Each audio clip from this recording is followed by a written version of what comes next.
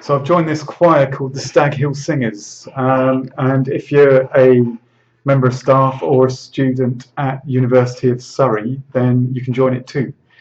And I'm just going to take a few minutes to talk about why I'm really excited about this project, why I think this is such a good thing. So lots of studies have shown that connectedness between people literally keeps them alive, something that keeps us all going. Singing in a choir, that's one way of finding that connectedness with other people around you. And I think it does it in a particularly profound way.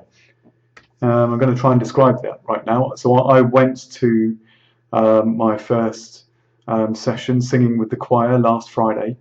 And what I noticed is there's something about singing along with other people, hearing other people singing the same words, hopefully singing the same tune as well. There's something about that that just makes you feel like you're in this together. You're kind of doing something together. You're hearing something coming back that you're also putting out into the world. And it gives a profound sense of connectedness. I don't know how else to put it. It's connectedness, which really makes a difference. I went away from it walking on air for the rest of the day. I'm sure most people who attended would have felt the same way. I can't see how you wouldn't really. It was extraordinary.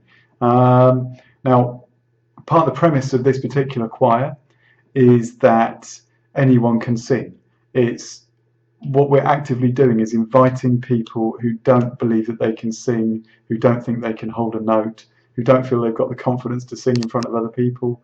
We want those people to join the choir, because the truth of the matter is everyone can sing.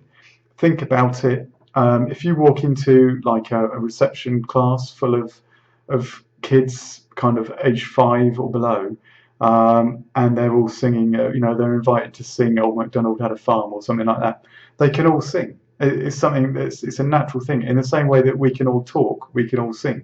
When we say "I can't sing," we might as well be saying "I can't talk." We can all sing. The only thing that gets in the way is confidence. It's about belief. It's about belief in whether or not you can. And there's the whole idea of this project is kind of it's kind of proving that to people. You come along, it's a safe environment, and you're invited to sing, and it's amazing how everyone actually finds that they can. That's what it's all about. And there's something about finding yourself doing something that you previously thought was impossible. There's something about doing that does amazing things for confidence, which I think is the key really to unlocking the path to the future that you dream about. It's as profound as that. There's some examples of other times when I've noticed how much of a difference music, and singing probably particularly, but music generally, difference that can make. I could talk about this at length. I'm just going to give a couple of examples. One was I worked in a hospital years ago, and we applied for lottery funding, national lottery funding, to buy some musical instruments. So we bought like an electric guitar and a drum kit and a keyboard and a bass guitar, and we set these instruments up in a room in the middle of the hospital every Wednesday afternoon, and just invited patients in the hospital to come and join in if they want. Just come and jam, just come and pick up an instrument and play, even if they've never done it before, particularly if they've never done it before. And it worked a treat. It was one of the most amazing groups I've ever seen in action.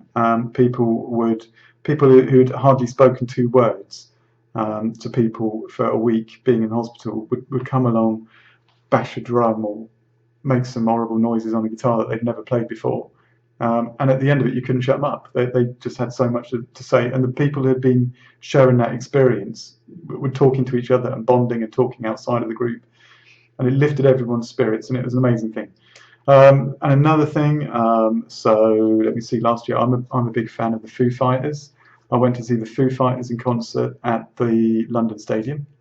And Foo Fighters do this thing where one of their songs, Best of You, has a break in the middle where the audience, or everyone in the audience, sings this sort of anthemic thing, which kind of goes, oh, oh, oh. anyone who knows the Foo Fighters will know straight away what I'm talking about, and I apologise if my singing didn't sound too great just then. I think it was all right, but who knows. So yeah, and that happened at the stadium as part of the gig. And whenever it does, there's something about the whole audience doing it together. At the end of the gig, when it finished, 90,000 people filed out of the stadium and walked a mile to the train station. There's only one route out of the stadium. It's all, you know, people are being directed that way. Everyone was carrying on chanting that sort of anthem, that sound all the way up that walk. People were looking around each other and smiling while they were doing it. There was just the most amazing sense of peace and harmony, literally harmony, between people. It was potentially got 90,000 people all trying to get home. That's the kind of thing where there's some potential there for things to kick off a bit and things to turn a bit ugly.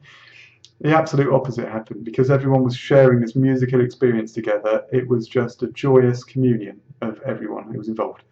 So there's two examples, and on a smaller scale, anyone can achieve anything like that by joining a choir and just joining in the singing.